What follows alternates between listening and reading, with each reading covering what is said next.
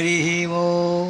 తేదీ 16/6/2024 ఆదివారము.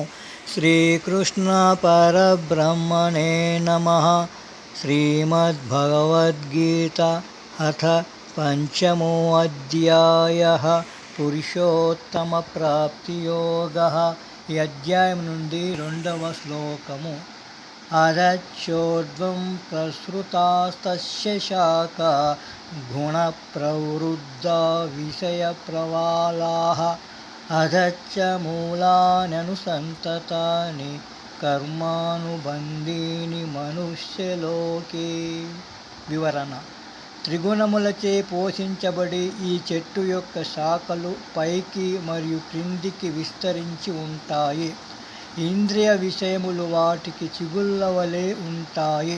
మానవ రూపములో కర్మ ప్రవహించడానికి చెట్టు యొక్క వేర్లు క్రిందికి వేలాడుతూ ఉంటాయి.